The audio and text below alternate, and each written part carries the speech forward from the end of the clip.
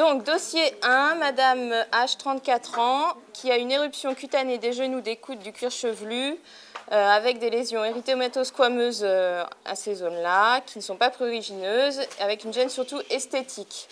Donc là, il n'y a pas eu trop de problèmes pour faire un diagnostic de psoriasis, psoriasis vulgaire, psoriasis en plaques, c'était bon.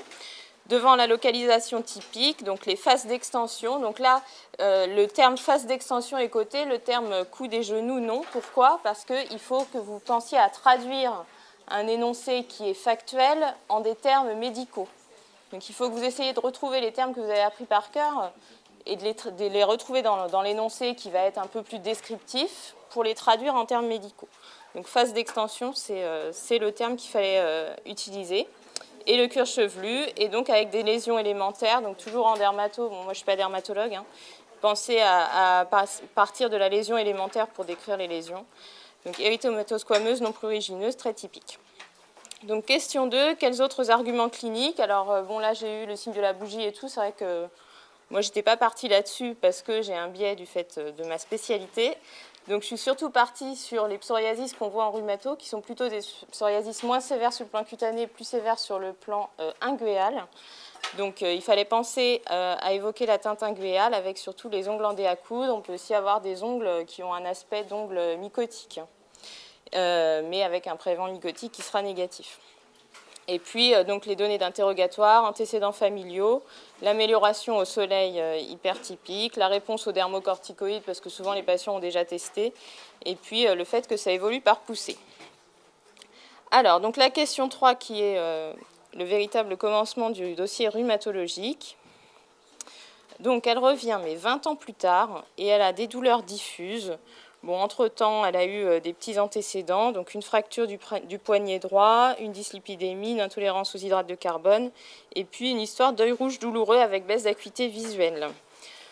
Donc en 90, elle a eu un épisode de douleur intense mais sans gonflement, avec une impotence fonctionnelle majeure et puis qui s'est résolu un petit peu tout seul, enfin, ou par acupuncture, selon vos croyances. Et un an après, donc récidive des douleurs avec des orteils en saucisse. Et en 96, on la met sous Voltaren avec vraiment une très bonne réponse. Et puis depuis, elle a continué le Voltaren de manière quotidienne. Et puis finalement, là, elle a de nouveau des douleurs très importantes. Et puis elle a une atteinte très déformante, comme vous le voyez. Donc voilà, hein, je l'ai rencontrée, elle est là. Et donc elle a mal aux mains, aux poignets, aux chevilles, aux avant-pieds, aux genoux surtout à droite, avec une synovite du genou gauche et de la première métacarpophalangienne droite. Alors, en fait, sur la photo, vous voyez, là, c'est gonflé. Là, je pense que c'était gonflé aussi. Là, ça a l'air aussi gonflé. Là aussi. Là aussi. Bon, il faudrait palper, hein. Là, peut-être un peu. Là aussi, un peu. Les poignets, ça a l'air pas trop mal. Bon. Voilà. Et puis, avec donc les déformations que vous voyez, très importantes. Donc là, on a l'impression que c'est plié et que ça peut plus se tendre. Et puis là, c'est carrément donc, déformé en coup de vent, si on peut dire. Voilà, alors, donc pas d'autres anomalies avec toujours la présence de lésions cutanées. Donc, les radios.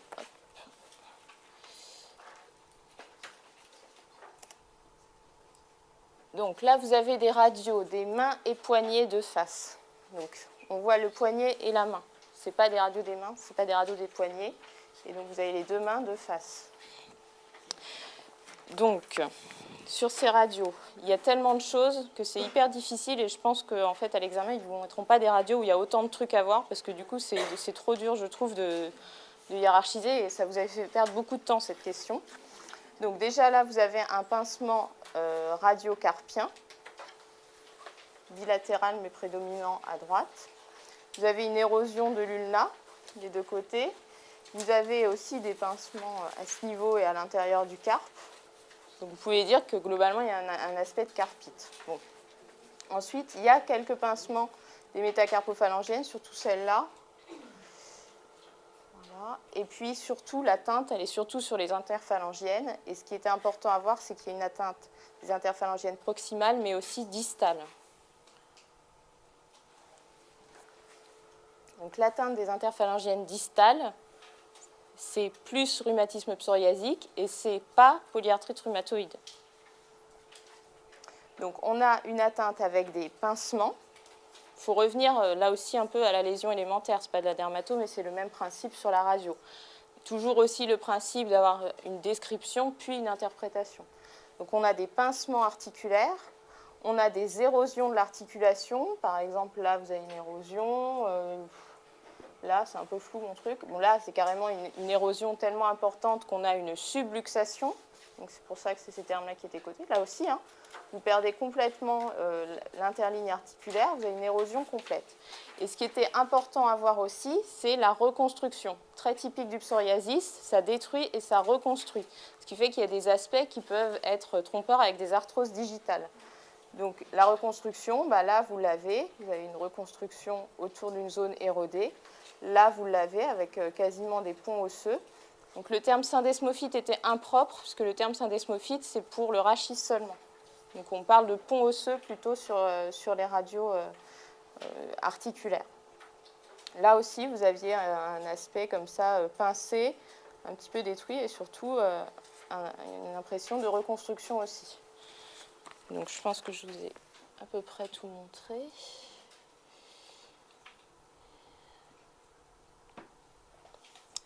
Et sur les pieds, donc ça c'est les incidences de 3/4. Vous avez pied droit et pied gauche.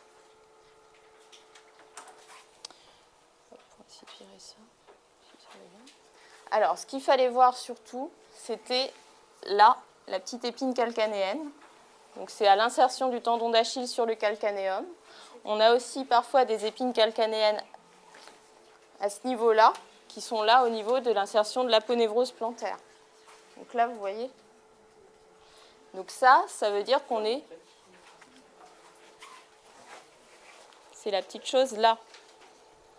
À droite, c'est plus difficile de dire, mais là, à gauche, on en a une, c'est sûr.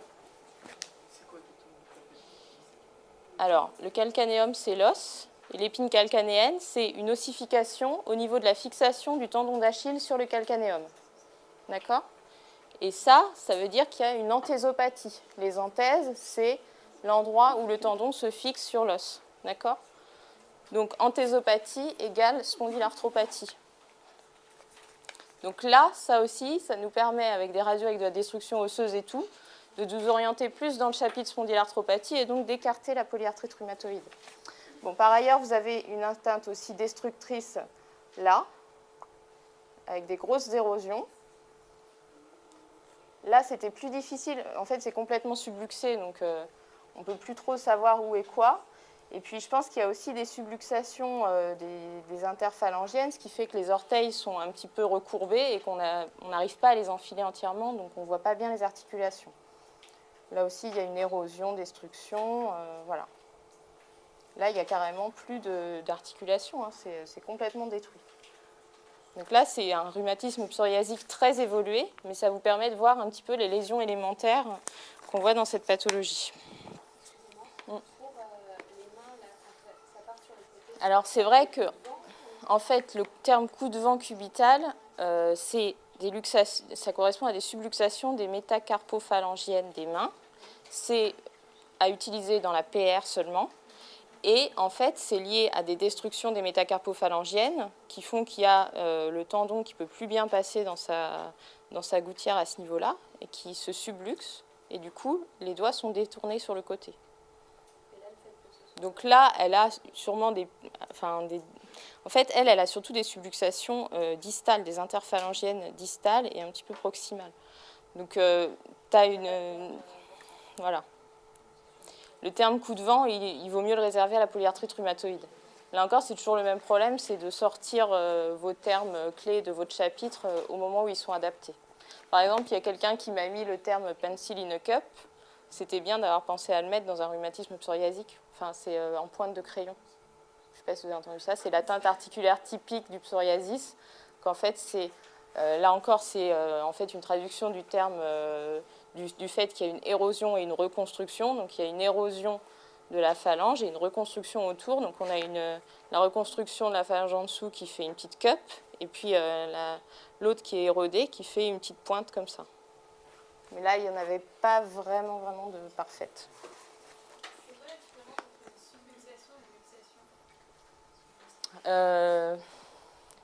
J'ai accepté luxation, si c'est ça ta question. Mais enfin, luxation, c'est plus dans les trucs d'orthopédie, je pense. Je pense qu'on utilise plus le terme subluxation en rhumato, mais... Ouais. Ouais, mais quand il n'y a plus de surface articulaire, c'est un peu plus difficile de savoir quel terme utiliser. Voilà. L'incidence 3/4, c'est comment? Bah, en fait, enfin, je ne sais pas exactement comment c'est fait en pratique, mais c'est pas de profil complet. De profil complet, tu ne pourrais pas voir toute cette partie-là. Tu verrais tous les métatarsos alignés, tu vois. Donc tu verrais ton pied comme ça, quoi. Vraiment de profil. Donc tu verrais bien le calcanéum, tu verrais s'il y a des épines calcanéennes, mais tu ne pourrais pas du tout juger des articulations métatarsophalangiennes et interphalangiennes. Et de face, tu verrais bien tes articulations, mais par contre, tu ne verrais plus ton calcanéum déroulé. Donc le 3/4, c'est l'intermédiaire. Alors, quand on demande des radios des pieds, ça dépend ce que tu cherches. C'est-à-dire, si tu pars plutôt sur spondylarthropathie, il faut que tu réussisses à voir ton calcanéum, donc soit un profil, soit un 3/4. Si tu pars plutôt sur polyarthrite, tu as envie de bien voir tes interphalangiennes, donc plutôt de face. Et le 3/4 peut être intéressant pour voir des érosions que tu verrais moins bien de face. Donc, quel diagnostic évoquez-vous? Donc là, c'était rhumatisme psoriasique, le diagnostic, mais c'est bien de le recadrer dans le fait que c'est une spondylarthropathie et toujours penser dans le rhumatisme psoriasique, et dans les spondylarthropathies aussi d'ailleurs, à faire la part des choses entre axial et périphérique. Donc le diagnostic complet, c'était spondylarthropathie, rhumatisme psoriasique, périphérique. Les arguments, donc c'était l'antécédent de psoriasis cutanée, la présence d'une uvéite, œil rouge douloureux avec baisse d'acuité visuelle, ça c'est votre question d'ophtalmo, les polyarthralgies inflammatoires bilatérales et symétriques évoluant par poussée, l'atteinte des interphalangiennes distales, là ça je vous l'ai dit déjà, c'est pas dans l'APR et c'est dans le rhumatisme psoriasique. Là, dactylite, alors pareil, doigt en saucisse, il y en a beaucoup qui l'ont mis. Pensez toujours à essayer de traduire avec un terme médical s'il existe. Donc le terme médical, c'est dactylite. La réponse aux AINS et puis l'aspect radiologique caractéristique. Alors, comme on est dans le chapitre spondylarthropathie, il faut penser à citer les critères d'Amor qui permettent d'avoir un argument un peu plus objectif pour le diagnostic. Voilà.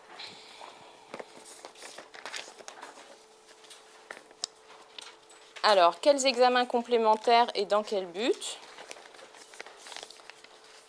Donc là, on a précisé quand même que le diagnostic, dans ce cas-là, il était clinico-radiologique et il est certain dans son cas. Cependant, on peut quand même compléter le bilan.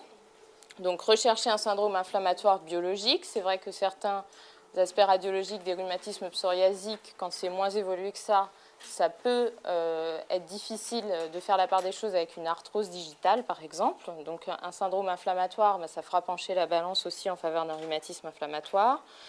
Un bilan préthérapeutique, donc fonction rénale, fonction hépatique. Alors, pensez à faire la ponction articulaire en rhumato quand il y a une grosse articulation, s'il vous plaît. Donc là, il y avait pas mal de points qui ont été perdus de ce côté-là. Le diagnostic différentiel, donc on est dans le cadre rhumatisme inflammatoire, donc pensez quand même à rechercher les autres rhumatismes inflammatoires et si le facteur rhumatoïde et les anti-CCP sont négatifs, ce sera aussi un fort argument pour confirmer le psoriasis.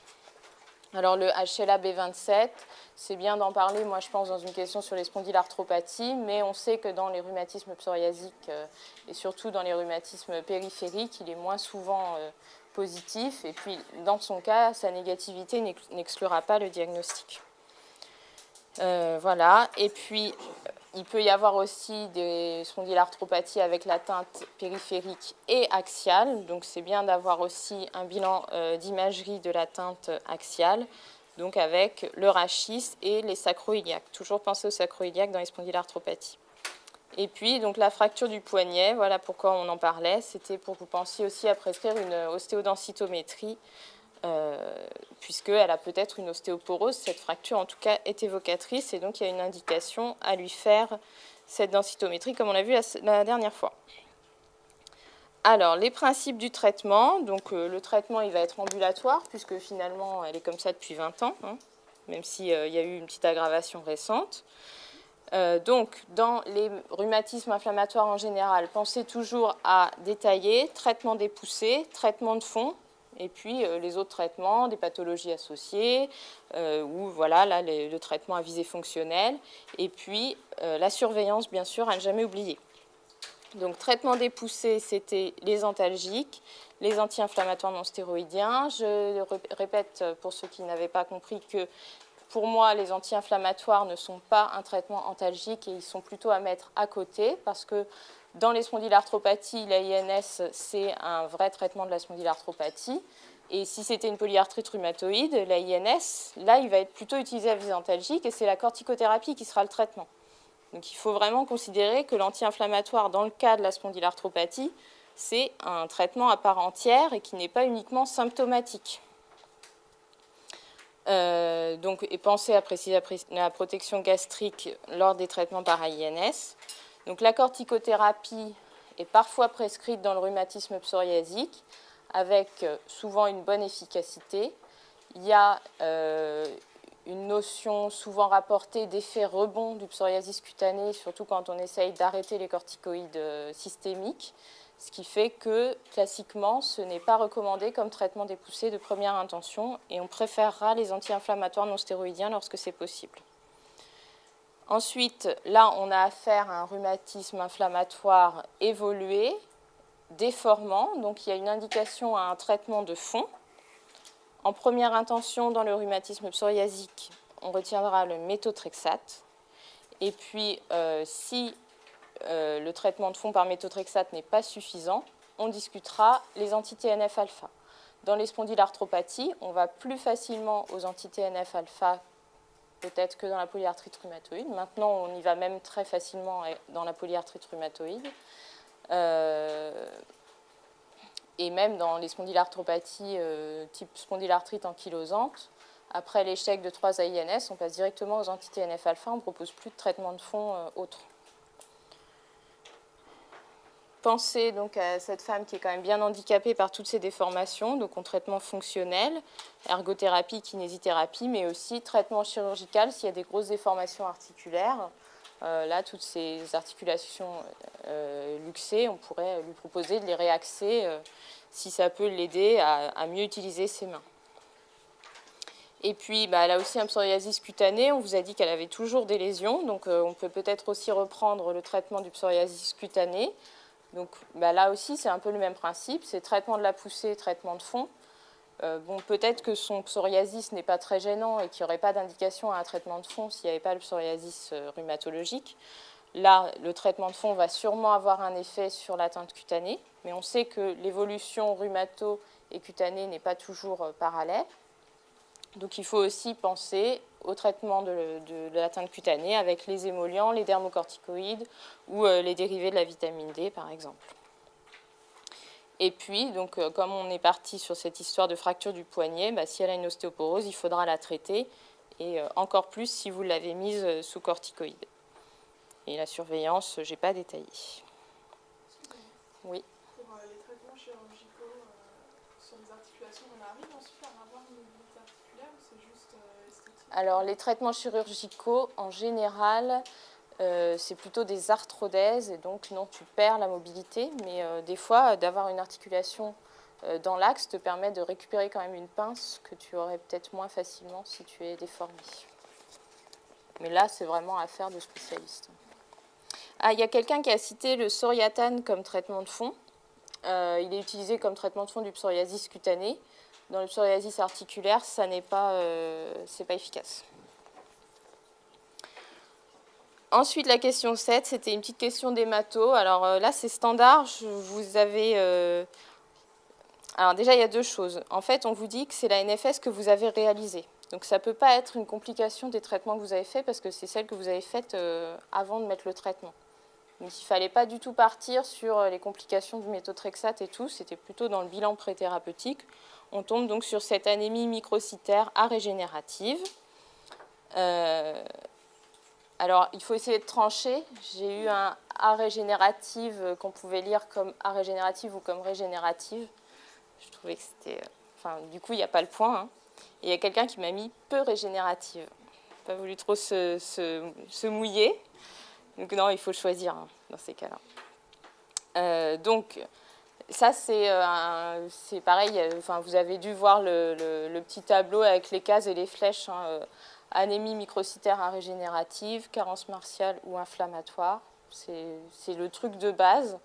Et le petit 3, c'est thalassémie ou chose comme ça. Donc, là, dans son cas inflammatoire, c'est possible, puisqu'elle a peut-être un syndrome inflammatoire dans le cas de son rhumatisme actif. Il faut quand même éliminer la carence martiale, donc on fait un bilan martial. Alors, le bilan martial, on dit classiquement ferrérique plus coefficient de saturation de la transférine ou ferritine. Je vous conseille de mettre les trois parce qu'on ne sait pas sur lequel ils vont coter.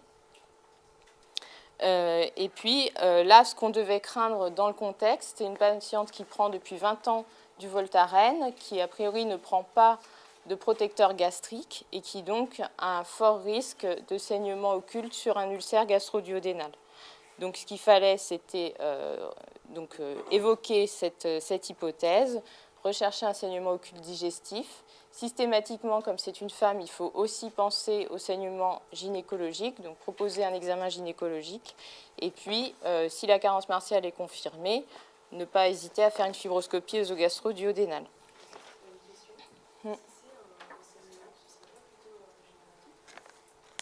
Alors non, quand c'est carence, parce qu'en fait c'est un saignement chronique qui te donne une carence martiale à cause de la perte de fer du sang. Donc comme tu as une carence martiale, ton anémie devient arégénérative. C'est pas comme le saignement de l'anémie aiguë où là tu as une régénération possible. Ok. Donc n'ayez pas peur de vos notes qui sont toutes mauvaises. Vous êtes à peu près homogène. La meilleure note, c'est 49, sauf s'il y en a une très brillante dans celle que je n'ai pas encore corrigée. Voilà. Je ne sais pas si c'était... Enfin, j'ai l'impression... Déjà, l'anémie, vous êtes très peu à être parti dans le bon truc. Les radios vous ont fait perdre beaucoup de temps et vous n'ont pas beaucoup rapporté parce que vous n'avez pas... il n'y avait pas beaucoup de mots-clés. Hein. Vous avez vu, c'était pincement, érosion. Bon, l'épine calcanéenne, je crois qu'il n'y a qu'une personne qui l'a vu. Les subluxations. Et puis en plus, oui, tout le monde n'a pas dit radio des 2 pieds de 3 quarts, des gens qui ont dit pied droit de face plus 3 quarts, enfin des petites choses comme ça. Donc